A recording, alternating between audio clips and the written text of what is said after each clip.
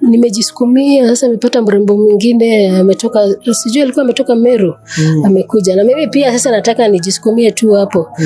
Vile liona nimejisukumia sana, nikikunywa nikiwa mlevi saa 8 usiku, tulipatana na yeye. Alinidunga visu. Zimejaa mpaka kwa matako. Huyo kijana?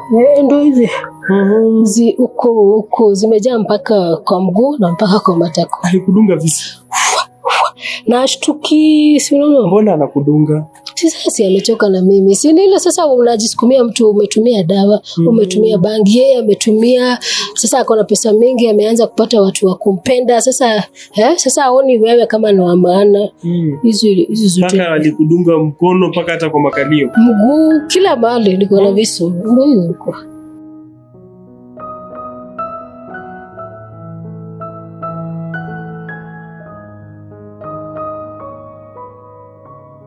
Hey guys, welcome back again, and this is the Bob Shakula Show latest episode for today. And today I have this amazing guest who has a story to share with you people. Ningependa sana tuweze kumsikiliza, maanake I'm so sure we're going to learn a lot today. We're going to get informed many things from our guest experience. Ningependa sana tutege sikio tusikize hadi mwisho. And if you're new to this platform, kindly consider subscribing and even turning on the bell notification for you to get notified each and every day we post our videos.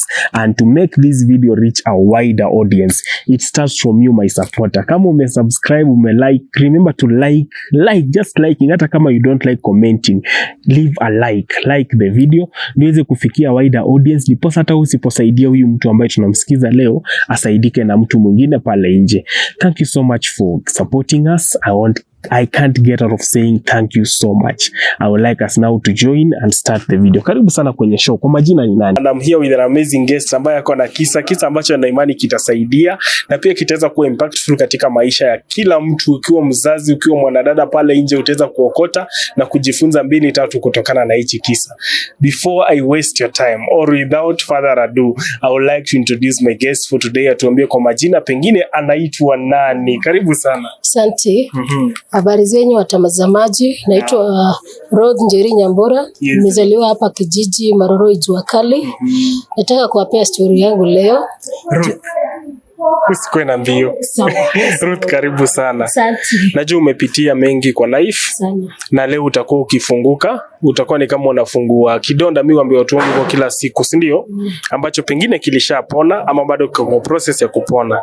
But ningependa uchukue the confidence, ujikaze ukieleza ili tuweze kuelewa paka mwisho. Karibu sana kwenye show yetu. Hii ni Bob Shakula Show. Asante.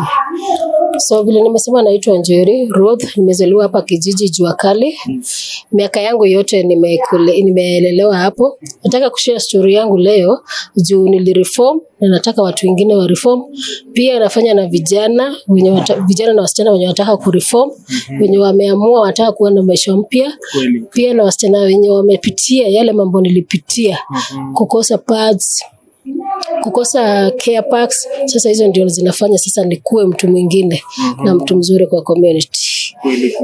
Tuambie basi story yako. Story yangu ilianzia nikiwa class 7 that time. Nikiwa pale Garden Estate Primary School. Sikuwa naongea na watu sikuwa nimeongea na mzazi ama marafiki zangu ama watu wengine kuhusu pads. Kuhusu ati mtu kuna wakati msichana anapata hedhi, anaanza periods. Sikuwa nimeongea na mtu, sikuongea na mama yangu, sikuongea na marafiki, lakini nilikuwa myang na naive. So mimi ile siku ilianza, sikuambia mtu, nilienda nikakata mattress, kitambaa. Nikaika kenye kinatoshea na nikaenda shule. Si mimi bado ni myang, niko class 7, mimi si mkubwa vile. Nikaanza kucheza pia na wale wasichana wengine na vijana, zile mchezo zinacheza zangu wa shule break time. Ile kitu ikaanguka. Vile ilianguka, watu wote wasichana wenye tulikuwa tunacheza nao na vijana sasa wakakuja wote mahali nilikuwa, wakaanza kuangalilia, kaanza kusema iko na damu, nini hii ana bleed wapi? So mimi vile niliona aibu nikatorokea kwa staff room. Vile mtu anaenda kwa staff room anashikiliwa vizuri, hawakutaka kujua what has happened. Mimi si jioni, siku goja jioni ifike, nikakuja home kijiji. Wale watu wenye tuko nao kijiji ni wale wasichana tunasoma na wao huko Garden Estate, ndio tunaishi na wao pia huko. Vile walikuja sasa wakaanza tena kunitekelea na kuniambia zile mambo. Tuliona kile kitu uliangusha, sasa zikatamba. Stigma na nini, self esteem yote ikaenda chini, ikadeteriorate to zero. So kutoka hapo nikaona sasa siku nyingine ilikuwa Friday. So Saturday na Sunday si niko huku bado nachekelewa kwa kijiji. Monday singeenda shule tena. Nikaanza sasa kuona hakuna haja ya kuenda shule. Alafu kwetu opposite kulikuwa club, kulikuwa na mama anauza bangi, hakuna kitu haikuwa hiyo area. Na kutu sasa na kamtaro katikati. So nilikuwa naona vijana wakinunua bangi hapo, wanakuja wanakaa kwa kamtaro. Hakuna mtu angewauliza, sasa si unaona ni kijiji. Kuna wale ma big daddies wenye wagopi. So mimi nilikuwa naona wakivuta. Siku moja sasa mimi self esteem simeenda chini. Hakuna mtu naongelesha. Nikasema nipige puff. Nao vijana. Hapo ndio nilianzia bangi. So nikavuta, nikaona sasa nimeanza kutengeneza urafiki mzuri na vijana juu waoni zile aibu, ni kama wamezisahau sasa. Si hawakuwa shule, si hawakuona. So hapo nikaona hapa nimepata marafiki. Sasa zile aibu zimeenda chini. Nikavuta wewe. Siku moja hao wenye tunavuta na wao hawakuja kuleta bangi ama hawakununua. Huyo mama mwenye alikuwa anatuuzia akaniambia badala ya kushinda ukipewa yako kadogo hivi, mimi nitakuonyesha vile utakuwa ukiziuza, unauza na unapata yako ya kuvuta. So huyo mama akaniintroduce kwa hii kazi. Mimi sasa nilikuwa nauza na nachoma. Si sasa nachoma na yenye inanitosha. Kaendelea kuvuta. Nikavuta tu. So huyo mama vile tuliendelea kaanza tena kuniambia tafuta hata vijana wa shule, na sasa sikulikuwa na usiu wakati huo. Hao vijana wa shule walikuwa naingia kwa kijiji. Wanakuja na wauzia, alafu mimi napata tu pesa. Nikaendelea hivyo, alafu nikaona hizi hazitoshi hizi za bangi. Nikatafuta tena boyfriend. Hapo nikiuza hawa tu wenye tunavuta na wao. Tukakaa na boyfriend. Sasa si boyfriend, sasa nimeanza kuwa na boyfriend, navuta bangi, natumia dawa. Nilikuwa kwetu, sasa kwetu ni kanyumba kama bati, nilikuwa natoa kama bati, naenda nakula na narudia hapo. Sasa huyo mama amenishika vizuri na akaniambia nitafuta msichana mwingine, akaanza kutulipia kanyumba. Akatuhamisha pale kulikuwa kwetu, sasa tuko na kanyumba ketu tulikuwa anatulipia. Tunauza bangi, tunauza chang'aa hapo, tunafanyia mambo zetu. Hapo sasa ndio nitaleta ule boyfriend yangu. Boyfriend yangu pia ako na gang na ni wa Mungeke. Sisi sasa tukashikisha hapo. Tunaenda anaperemba watu, tunarudi hapo, lakini mimi sijui anaperemba wakati huo. Sisi tunavuta tu. Tena hao boyfriends wakuwa watatu. Tukaintroduce mpaka kwa dawa za kulevya. Tunameza Monday, tunamka Wednesday. Tukaendelea tu hivyo. Siku moja hawa boyfriends wakaanza sasa kuingia na wakakuja wengine wa Korogosho, Mathare. Sasa ikakuwa gang kubwa na sisi. Na wasichana tulikuwa wasichana wawili, kuongezeka wengine wanakuja kutoka Mathare, wengine Korogosho. Sasa tunakuwa kaganga kubwa. So mimi kwetu juu mama yangu alikuwa ameokoka, wakakuja na kabaki kingine ka black. Sasa si nilipwe, mimi nilikuwa naambiwa before hapo tulikuwa tunaangusha, kuna transformer ilikuwa iko huko chini. Hawa vijana wakatuambia huyu mama hakuna kitu anawalipa. Sasa hao vijana wameanza kuja na pesa. Mimi tunapewa ngiri 6, ngiri 4, wamekuja na pesa mingi. Pesa wanatoa wapi? Sasa hatujui ni wezi. Sasa ndio tunakuja ndio tujue mahali tunafika, ndio sasa tujue. Siku moja wakatuambia pesa hizi zenye tunawaletea hapa haziwatoshi. Acha tuonyeshe sasa biashara. Tukaambiwa nyinyi kuna transformer imewekwa pale chini, sasa hii side ya Dhombe. Nyinyi mtaenda tu kuangalia. Unaangalia tu kama kuna watu wanapita jioni na asubuhi. Kama kuna watu wanaangalia na pesa tutapewa mingi. Sisi tukafanya hivyo. Sasa sisi ni kama spies. Tukaspy day 1, tukaspy day 2 na tukaspy day 3. Day 4 vile tuliwaambia hakuna mtu anakujanga hapo. Hii siku nyingine transformer ilikuwa chini. Haina mafuta na haina coppers za ndani. Sisi tumesikia na watu wa kijiji, lakini hao maboys walikuja na hizo vitu na tukaziona. Sisi ndio tukajua hizi ni mafuta za ile stima. Tulibebeshwa tukapeleka Mathare. Kuna mama alikuwa anauza chipo, tukampelekea zile mafuta. Kumbe transformer ilikuwa ya kupika chipo. Unajua sasa inakaa muda mwingi kama haijakuwa black na ilikuwa si expensive. So sisi tulikuwa tunatoa hapa tunampelekea mpaka huko. Hiyo siku tukapewa mtu ngire 6. Sasa si pesa ni mingi juu ameuza kopa na tumebebea zile mafuta tumepeleka mpaka huko. Pesa tumeona ni mingi. Sasa mimi na ule burembo.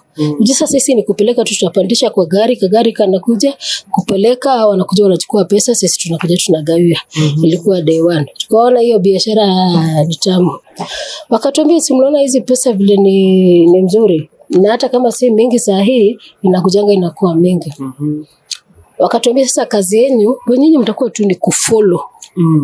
Tukikwambia nani yako na wewe unaenda unaangalia kama ni kweli. Hasi wametipwa tuseme kuna mtu anafanyanga kazi huko Uchi na ama housemaid anajuanga mambo mengi sana ya huko. Hasa anakuja na watip nyinyi wezi. Akiwatip sasa sisi itakuwa ni kufanya follow up. Tunakufollow vizuri mpaka tujue ile siku utakuwa na pesa. Ilikuwa tunafanya follow up, wanakuja wanabeba pesa, sisi tunagawana. So tukafanya hivyo siku mingi. Alafu vile tulikakaa wako na mahali pa kuweka guns zao. Lakini mimi sikujua, nilikuja kujua later. Wakaniambia juu mama yako ameokoka kuna kabag utakuwa ukiweka. Hakuna mtu anaweza jua. Hata mimi vile nimekunywa dawa nimetumia bangi sikuwa najua ni bag iko na nini ndani. Day 1 nikakuja nikapewa kabag black kadogo hivi. Nikamwenda uweke kwenyu alafu utaitishwa. Si nikakaa day 1 day 2 na day 3 walikuwa kaa siku 3 hata kama hawajakuuliza kitu. Nikapeleka kabag kwetu nikakaa siku 3 kama sijaitishwa. Siku ya 3 nikakuja nikaambiwa ndio ulete kale kabag kanahitajika. Mimi nikakuja nikaletea wale maboys bag. Hii siku nyingine Thursday nikakuja nikapewa 10,000. Mimi kabaga kanifurahisha nikasemaga mimi ya kabag sitaki kazi nyingine kuweka kabag tu. Sini kabag tu kana mambo mingi. So mimi vile walirudi wakanipea kale kabag niweke. Nikaeka hata kama sifikiri ni kuangalia ama kujua nini lakini kalikuwa kabag kamzito kidogo. Lakini siku moja vile niliona pesa vile zinaingia kutoka 10 zinaenda 12 zinaenda 15 nikasema acha niangalie siku moja. Kuangalia ni kale ka shotgun na tulikuwa na 2 rifles tulikuwa 10.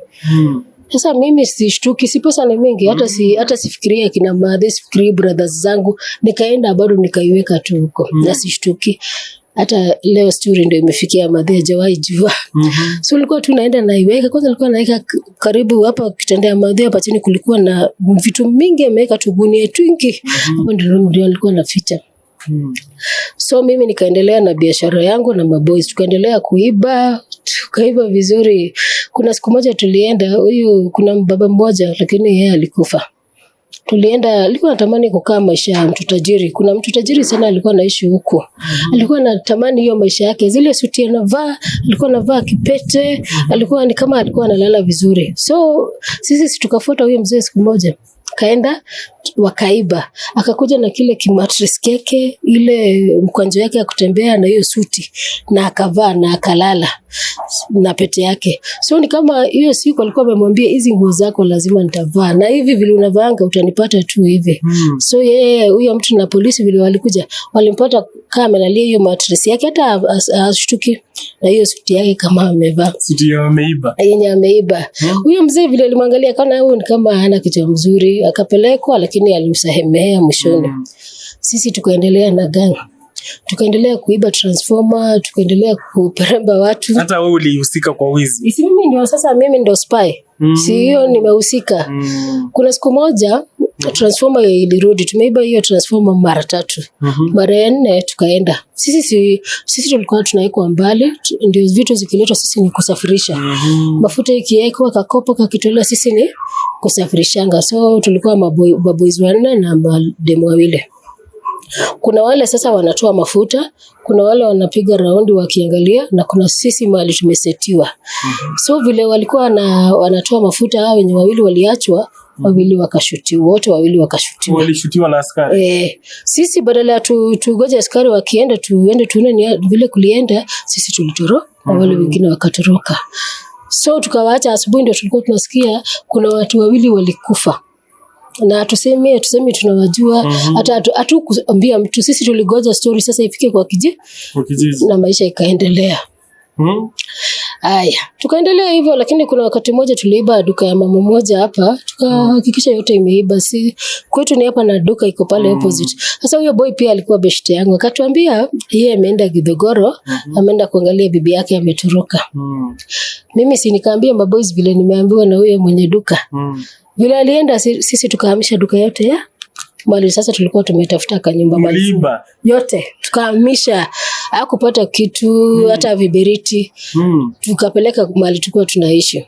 So mimi ama si pesa, kulikuwa na pesa bado, wameenda wakakunywa zile pesa. Mimi nimekunywa, nimebaki hapo vile nilikuwa na njaa. Sasa na deep fry mayai si mafuta ni mingi, tuseme hii ni ndoo ya transformer. Sasa hii ya duka ya wenyewe tumeiba. Sasa tumeiba duka, tumesafirisha duka. Mafuta zimejaa mpaka juu, alafu mayai zina deep frying mayai. Polisi ndio hawa. Mimi si ndio niko huko, nikashikwa nikapelekwa polisi. Sasa ni post wakati huo. Vile nilipelekwa post, nikaona post mimi siendi Lang'ata. Na nilikuwa nishaenda Lang'ata, women prison. Sasa sitaki kurudi. Ulienda kama ukomfanya ni hapo hujatuambia. Tujafika hapo sasa tutarudi. Sasa si nimepelekwa post. Nikasema hapa lazima nirudi home. Nikamwambia msichana mwenye alikuwa hapo, yeye si manga, alikuwa ameshikwa na ulevi. Nikamwambia wewe nikifus kutapika nose bleed. So nikinose bleed hizi matapiko itakuwa kama nimetapika damu. Nikamwambia nikifanya hivyo ya gonga useme huyu ni mgonjwa na anatapika damu. Si hiyo ndio nilifanya. Sasa polisi sijui kama walikuwa wajinga ama ni aje, wakaniruhusu nienda home. Nilienda home nikapitia kwa huyo mtu tulikuwa tumeiba ndio anione. Nikamwambia nimeatiliwa na nimeenda ndio asikie hivyo. So vile niliona atarudi post, mimi nilienda Ushago. Nilikuwa nafanya mambo mbaya na naenda kwetu Ushago. Nilikuwa Murang'a kwa ndugu yangu. Na siku hizi anionangi siendangi. Nilikuwa naenda wakati nilikuwa mbaya. So hapo sasa si nikatulia Ushago. Nikakuja. Sasa yenye nilienda Lang'ata ndio ilikuwa Ngore. Tukakuja sasa wale boyfriends wetu tukaendelea na maisha. Kuna siku moja kuna mzee alikuja, alikuwa anatupesa. Tulikuwa tumetipiwa na mtu. Alikuwa amepewa tupesa tu kujenga huko kwao. Yeye ndio alikuwa sijui hiyo tupesa alikuwa ametoa wapi. Sasa sisi tukaambiwa na nakuja kwa club kingine kalikuwa kampi hapa chini. Sisi tukaenda tukamperemba na wenye tulikuwa nao wakamtandika. Hao wakatoroka, tukabaki vijana 2 na wasichana 3. Na tukapelekwa Lang'ata na robbery. Tukakaa Lang'ata miaka 2, wengine wakatolewa na bond. Mimi nikakaa mpaka tukakesi, lakini si unajua sasa Lang'ata ilikuwa shule, ulikuwa unapata kuna lawyer, kuna judge, hakuna mtu hakuna. Sasa tumefundishwa kukesi, tulikesi tukashinda kesi na tukarudi raia.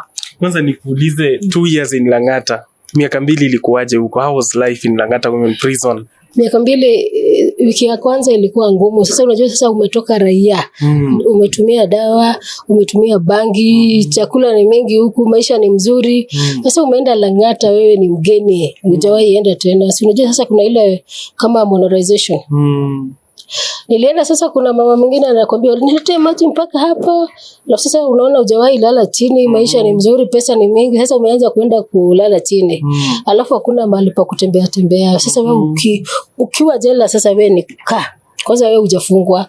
Unakaa kama hivyo tu, hauna hope, hauna hata ufikiri utaitoka. Sasa yetu ilikuwa robbery.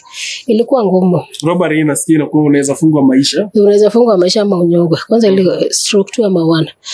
So nilikakaa huko, tukakesi na tukashinda na nikatoka. Bila tulitoka sisi hatukuacha zile tabia. Tulikuja ndio sasa tukaendelea ile ngori. Kwanza hujanimalizia huko ndani ya prison. Umetuambia tu shida kidogo.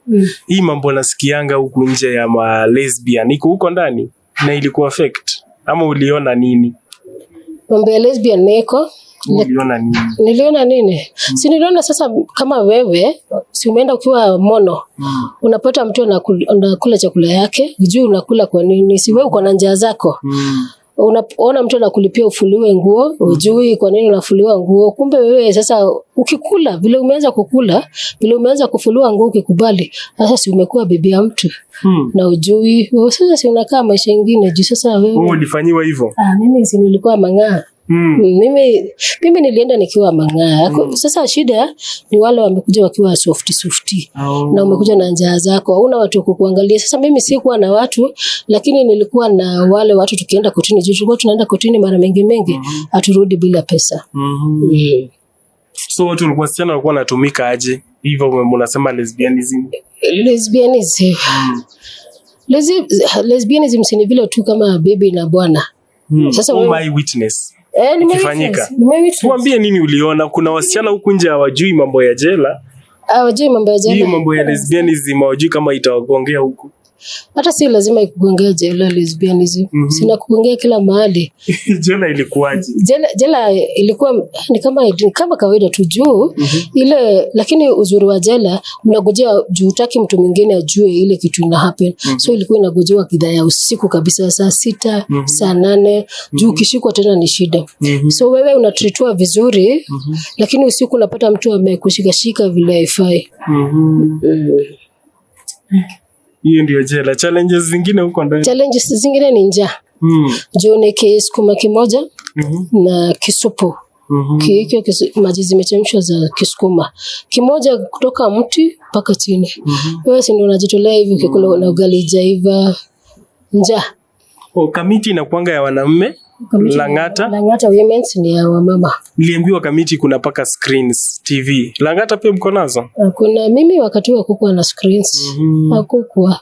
Labda zimekuja juzi. So 2 years zikaisha. 2 years zikaisha. Na nikarudi. Imagine sija change juu. Hakuna kitu niliona inaweza fanya ni change Lang'ata juu ukizoea, si umezoea ile siku moja. Na umezoea sasa maisha ni kama mpaka wakati huo kulikuwa mpaka dawa, kulikuwa na bangi, sijui vile zilikuwa zinaingia, lakini wakati huo zilikuwa. Tulikuwa tunaendelea ile maisha tulikuwa nayo huko. So mimi nilikuja na nikaendelea na mambo zangu kuperemba bado. Nakumbuka kwanza mimi sasa ndio nilikuja nikiwa wasi. Juu kwetu si nimekwambia kuna ni kijiji. Hapa kulikuwa na club na kwetu.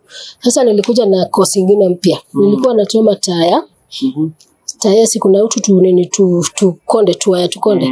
Nafunga hiyo side na hii side. Ukitoka tu hivi na kunyonga unaanguka na kuperemba. Nilikuwa mbaya mpaka kuna mambo ilikuwa imetokea wakati huo, ilikuwa inaitwa Set Off ya Queen Latifah. So kila mtu alikuwa anijua kama Queen Latifah kijiji. Nikivuta bangi tuseme nimeanza kuvutia hapa, nimekaa hapo kwetu, hakuna hata mtu angeniongelesha. Si utatusiwa ama ugongwe na hakuna pale utapeleka huyo mtu. So ilikuja ikashika, ikakuwa mbaya kabisa, hata hakuna mtu naheshimu, hakuna mtu naona akiwa mtu. Ulikuwa tu bad girl. Hata tuseme tu baddest. Ulikuwa bad girl. Kwanza hiyo ukikumbuka hiyo movie ya Set Off. Sinakumbuka vile wasichana walikuwa wanaruka from here to, so ilikuwa yetu watu wakuuza nguo hata wangepita kwa kijiji. Si ni kujipima tu, uking'ara unaenda akuangelesha mgonge hedi. Unajua sasa hiyo wakati huo nilikuwa mnono juu nilikuwa nimejaza kabisa. Ulikuwa mnono kupita vile uko saa hizi. Nilikuwa mama ile mzuri juu sasa umevuta, umetumia dawa, hakuna kitu unaona. Hakuna kitu ilikuwa inashtua. Lakini kuna mtu mmoja alikuwa anashtua, brother yangu mwenye nimefuata. Alikuwa anipenda kabisa hata nikipeshikwa nipelekwe post, alikuwa aniletea kitu ya fish na alikuwa university wakati huo na ugali. Angeniletea kitu kutoka home. Sasa tungepatana na yeye hata kama ni kwa barabara, alikuwa anikimbiza nirudi home. So ikakuwa mbaya kabisa. Sasa ule boyfriend yangu sasa tumeacha kuwa sasa marafiki, ameanza kuwa na pesa mingi, ameanza kuwa na warembo wengi kabisa. So mimi najisukumia tu. Narudi hapo napata STIs, narudi tu hapo kwake tu. So siku moja nimejisukumia, sasa nimepata mrembo mwingine ametoka, sijui alikuwa ametoka Meru, amekuja. Na mimi pia sasa nataka nijisukumie tu hapo. Vile aliona nimejisukumia sana, nikikunywa nikiwa mlevi saa 8 usiku, tulipatana na yeye. Alinidunga visu zimejaa mpaka kwa matako. Huyo kijana? Ndio hizi. Huko zimejaa mpaka kwa mguu na mpaka kwa matako. Alikudunga visu? Na ashtuki, si unaona? Mbona anakudunga? Sasa amechoka na mimi. Si ile sasa unajisukumia mtu umetumia dawa, umetumia bangi, yeye ametumia. Sasa ako na pesa mingi, ameanza kupata watu wa kumpenda. Sasa sasa aoni wewe kama ni wa maana. Hizi zote. Paka alikudunga mkono paka hata kwa makalio. Mguu kila mahali niko na visu. Ndio niko. Visu. Alikuwa anataka tukuua. Akaniacha nikufe. Vile huyu mwenye alikuwa atuuzia changa wakati huo. Ndiye alipiga nduru, nikakuja nikapelekwa hospitali na kina Madhi. Na imagine vile nilitoka hospitali, nikasema nimemsamehea. Hakushikwa na akaendelea na maisha. Tunapatana ananitandika. Mimi nikaendelea tu na maisha, nikirudi kwake, nikirudi kijiji. So vile nilikuwa Mang'aa pia kulikuwa na watu wa Mungeke. Kuna mama mwingine tulichokoza tu, niko na hizi visu, nimeshona hata hazijapona mpaka huko. Tukakutana na mama mwingine, si mimi bado ni Mang'aa. Sisi shtuki na kitu. Tukamtusi tukiwa na ule mrembo rafiki yangu. Hiyo siku akalipa watu wa Mungeke, sisi tunajua. Tukapelekwa msitu starehe. Wamebeba visu, tupanga, kila kitu wameenda sasa tena kutuua. Tukatandikwa, imagine wakatuacha tukufe kwa msitu katikati na wewe rafiki yangu. Vile tuliachwa huko tukufe, tulikaa hiyo day 1. Tumefura, mimi kwanza nilikuwa nimefura mpaka kichwa vile nimetandikwa. Tulikuwa tumefura kabisa. Ni mzee mwingine alikuwa anaitwa Dhimion. Ni yeye alitupata huko kwa msitu. Ni yeye alituitia help. Tena hiyo ilikuwa kifo kingine. Tukapelekwa hospitali na bado tukaendelea. Tukaendelea kushikwa, tunapelekwa post, tunapelekwa Kasarani, tunajitetea, tunarudi kijiji. Tunasema sasa tumechange. Lakini turning point ikakuja after hizo mambo zote, after visu, after kulewa, after bangi. Kuna siku moja sasa kijiji kaanza kukua. Kukuja mama mwingine alikuwa anaitwa Carol Kogu. Akaanza kutufundisha mambo na community strategy. Anakuja ananichukua kwa kijiji nikiwa mlevi, hata shtuki. Si kuna trainings za gender based violence. Sasa alikuwa anaona visu, alikuwa ameambiwa story yangu na kijiji. Anakuja ananibeba tu na niweka kwa kiti, sikiza. Nisikize tu nikiwa mlevi. Tukienda tu ka break hivi tukitoka turudi kameshika kabisa, lakini yeye hata akikosa kuniona hapo alikuwa anikujia. Akanisukuma. Sasa ndio hapo nikaanza sasa ku experience love. Si unaona sasa kwetu nilitengeneza ile kimtaro kikubwa. Sasa mimi na familia yangu, mimi na brothers zangu hatupatane, mimi na madha hatupatane. Juu sasa nimekuwa mwizi kwetu, si wakuwezi kaa kitu. Hakuna kitu inakaa huko juu ya kuiba. So sasa nikaanza ku experience love kadogo. Sasa huyo mama ndio alinisukuma, tuseme miezi kama 3. Akanileta hapo, nikaanza kusoma community strategy. Tena wiki ya 3 akaitishwa mtu akupeleka kule St. Bernardo's pale. Tunapaita aje pale ukienda Mathare North Save. Kulikuwa kunatekana mtu wa kwenda kusoma amalize wiki mzima huko. Sasa si akaona opportunity ya kulitoa kwa pombe. Akanilipia, nikaenda nikakaa huko wiki mzima nikisoma. So siku hakukubali, alisema huyu asitoke huko, atoke huko hiyo wiki ikiisha. So nilikuwa nasoma nakaa huko. Na nikakaa. Vile nilitoka huko bado nilikuja nikaendelea kunywa kadogo. Na nimekuambia shosho yangu alikufa nikiwa jela Lang'ata. Kuna siku nilishikwa pia nikiwa mlevi mwezi moja. Vile nilishikwa nikiwa mlevi tukaitishwa 500.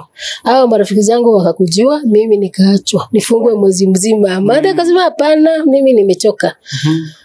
So vile shosho yangu alikufa, aligonjeka, mimi si nikakujua Lang'ata, kama nilikuwa nimebakisha tu wiki moja ndio nitoke. Nimalize. Vile nilipata shosho yangu, mama yangu alikuwa amesema anapewa ruhusa akuje home, yeye amepo. Lakini mimi vile aliniona akagonjeka kabisa. Alikuwa anapenda sana. Mama yako? Shosho yangu. Akagonjeka kabisa. Nikuuliza mama yangu, si nimepitia tu kijiji vile nimetolewa Lang'ata, nimevuta na nimekunya vitu zangu. Nikamwambia mama yangu, nataka kuniachia mama yako akufe ndio useme nilimuua. Akaniambia hapana, hata kesho anaenda home. Lakini yeye pia akamwangalia kwa naye amechange. Mimi vile niliachwa na shosho yangu, imagine hiyo usiku alikufa, Na mimi na bangi zangu na dawa zangu nililala tu hapo. Niliamshwa na wenye walikuwa wanamkujia uende wakamweke kwa mochari. Mimi niliamka nikapitia kwa pombe zangu na bangi, nikakuja nikaambia mama yako amekufa. Na nikaenda kuendelea na shughuli zangu. Sasa si hapo amekufa. Sasa si yule mama alikuwa ameanza kujaribu kunitoa, lakini mimi narudi, amenipeleka Barnardos, nimekuja tena nimeenda Lang'ata na nimerudi sasa. Sasa hapo ndio akasema huyu simwachilie. Hasa hapo ndio akaanza kunituma to trainings, napata 200, napata 100. Nikaona hii love imezidi. Anakuja kuniangalia kwetu, anapata pia bado si yuko, sijawahi rudi. So vile nilikaa nikaona huyu mama hapana, acha nifuatilie nione. Sijawahi jua vile niliacha kukunywa pombe. Sijawahi jua mpaka leo. So niliacha hivyo, nikaenda hivyo ndio niliacha pombe. Hivyo ndio niliacha pombe na sijawahi jua vile nilifuata hata bangi. Ni sasa nimikosoba tuseme miaka 15. Haya. So hapa turning point hapa nimeacha kuvuta bangi, nikaanza wale wa mama nilikuwa nimekosea, wale wa mama wazee. Nikaanza sasa kutembea mdogo nikiomba msamaha. Naenda namwambia ninajua nilikukosea, nilifanya hivi, sikuwa nataka hata ukaribie kwetu vile nilikuwa nakufanya kutusi, kuiba, nikikuja nakwambia nimeiba na nimetoka jela, fanya vile unaweza nisamehe. So nikatembea nyumba mingi, alafu opportunity siku moja ikakuja. Tukachagua huyo anaitwa Enyadirango, akasema anataka kuchagua watu wa kijiji. Sikulikuwa kunaandikishwa OVC wa mama wazee na wale sasa orphans ndio waandikwe pesa za serikali. Sasa watu walikuwa wachague mtu. Mimi vile nimerudi community na nimewaomba msamaha, wakanivutia. Nilipangiwa laini mrefu. Si nimelelewa kuna wananijua na wameona sasa genuine nimechange, wameona ile genuine yangu. Wote nikawaandikisha pesa za serikali, hata hawa kina Wambo. Wote wakaanza kupewa pesa za serikali. Sasa nilikuwa naona washushu. Pesa gani hizo za serikali? Hizi wanapewa 2,000 mwezi, zile za ofisi na za washosh. Kuna wale pia vulnerable wanapewa na orphans. Sasa shosho wakaona hii ni kweli, sasa huyu wamechange. Mimi sasa nikaona sasa hii siwezi fanya hii imeisha, si nimewaregister wote na hii imeisha. Nikaanza sasa kuenda pale TB na CC clinic. Juu sasa wenye tulikuwa tunatembea na hao wengi walikufa, wengi wakapata HIV and AIDS. Na TB pia ilikuwa mengi. Nikaenda sasa nikaanza kuvolunteer hapo hospitali Tuesdays, kila wiki Tuesday hata kama sipati kitu. So nikaanza kurudisha ile urafiki yangu na community. Tena sasa nikaona kuna tena vijana na wasichana kama mimi wanapotea vile nilikuwa nimepotea wakati huo. So nikachukua vijana, tunakujanga hapa every Tuesday na Friday, tunakula ugali, tunapiga story, naambia ile story yangu, anajana akiniambia hii action movie Aunty Njeri. So naambia story yangu, naambia kuna future ahead. Na sijakwambia after hapo nilirudi shule, niliambia mama yangu, nataka nilipie shule, nataka kufanya form 4. Kaniambia hawezi nilipia. Sasa labda nijilipie juu sasa anaona kama ni ile tu maongo. So mimi nikajilipia pale Githurai, tulikuwa tunaenda jioni kutoka 5 mpaka saa 1. High school. Sasa ilikuwa ya watu wazima, lakini nikamwambia nataka kwenda kushindana na hawa wadogo ndio nipate sasa certificate mzuri. Wakanilipia Greenville Secondary na nikapata C- na Matiang'i ya kwanza. Matiang'i 2016. Ya kwanza ndio nilifanya. Imagine nilivaa uniform na msichana wangu alikuwa form 2 wakati huo. Sasa yako university. So nilivaa hiyo ya kwanza, nimerudi shule, naambia kuna hope. Kuna mambo zingine hata kama ulipoteza kuna time. So mimi nafanya hapa na vijana wenye wame lose hope, wenye wametumia bangi, wenye wamekosa upendo, wanataka kurudi kwa community lakini wameshindwa ni aje. So mimi tunasaidiana na community hapa na warudisha kijiji. Pia nafanya na wasichana venye mimi sikuwa na pad. Venye nilikuwa natumia hikio kitambaa. Sitaki msichana mwingine atumie hivyo. So inabidi mimi nawaleta pamoja. Kama sasa hii shule zikifungwa, kama ungekuwa hapa shule kama zimefungwa, ungepata wasichana wengi sana. Naomba pads, brother yangu ni mmoja mwenye anasaidianga nazo na anasaidia na unga na patia wasichana. Alafu maisha tunasukuma. It's a nice one. So nataka turudie tu nyuma kidogo kwa mambo ambayo ulipitia yenye pengine huku clarify vizuri. Hujatupatia challenges pale, you know when working with men na hapo mko under influence ya drugs na mnafanya crimes, ndio? What are these tough moments zenye ulipitia kama msichana like a girl child ukiwa kwa hiyo group? Tough moments, kwanza ukitumia dawa na bangi. Sisi tumesema kuna dawa hizo zenye unameza Monday, Wednesday, hujui nani amelala na wewe. Si unasikia kuna STIs, kuna wengine walipata HIV and AIDS. Si ndio hapo tu, si ile. When you were doing, mko mnafanya sex pia in the process? Si lazima sasa, si boy sasa si amestudisha na mko tu hapo. Kuna siku mai kufanyikia, tupatie hii siku what happened? Kuna siku mimi sijawahi jua kama ni mtu mwingine alileta STD ama ni huyo juu. Sasa si tulikuwa tunalala. Si tumelala Monday, Tuesday, Wednesday. Huwezi jua ni siku gani, huwezi jua nani alilala na wewe, huwezi jua kama ni ule. Pia si unaona vile walikuwa na ma girlfriends wengi. Pia sisi hawa kuzungukana, unapata ule boyfriend alikuwa wako Monday wa mtu mwingine Wednesday. So unasema boy angestidisha pale na nini, si ni walevi, si mmelala. Sasa atashinda hapo, si anajichukulia tu mmoja hapo. So wewe ulijipata unapeana tu? Huwezi jua. Mimi kwanza ile kitu inanishtuaga mpaka saa hii. Huwezi jua juu umetumia dawa, ndio nakwambia zile tap tap. Zile unameza Monday unaamka Wednesday. Tap tap unameza Monday unaamka Wednesday. Hii tap tap ni nini? Nduya nini? Zilikuwa dawa za kulevya. Inauzwa kwa chemist ama inauzwa kwa chemist? Inauzwa kwa chemist. Sasa siku hizi naona kuna mama mwingine anauzanga. Anauzia Githurai 44. Inasaidia nini mwili? Anauzia Githurai 44? Ulevi, anauzia Githurai 44. Kia pale kunaitwa Kengeshiri. Na yeye pia anauza hii dawa yao. Hii ya ndege, mafuta ndege. Yenye ukinusia hivi unazubaa. Ile ulikuwa unasema ati anazubaa dakika 2. Bas, hiyo. Inauzwa tu huko. Wewe, so ulitumia hizi saa mozo? Sana. Nilitumia miaka mingi. Sana. Hata wakati nilizaa. Nimekwambia nilizaa na 17 years. Mimi ni mama, nilizaa na 17 years. Sasa uko na ngapi? At 14 nilikuwa sexually active. At 14. Na ina happen pia kwa kijiji, si ndio maana nakwambia na waletanga hapa tunaongea. At 14 watu wengi hapa kijiji kwetu ni mama. At 13 mtu ameanza kuwa sexually active baros shule. Anakuja kwa kijiji, hawa boys wetu hawa. Kuna msichana mwingine hata ni vile leo tunapatanaga Tuesday na Friday. Ungemwona sasa ako 14 na ako na mimba. Ako na ball. So at 14 wewe ni sexually mature active. Unaweza zaa. Si ndio? Tumezaa. Wamezaa, hata wengi wamezaa. So mimi at 17 nilikuwa mama. Nimezaa. Hata silei mtoto, mimi ni mlevi, nilikuwa na okoto kwa mtoto. Kwanza mama yangu niye amelea mtoto wangu sana. Lakini at least Mungu ni mzuri, yeye hajatumia dawa, hajalewa. Yeye ako sawa. Hata ndio ako university sasa, ndio ana graduate this December. How comes wewe umemanage kusomesha huyu mtoto like baba yake?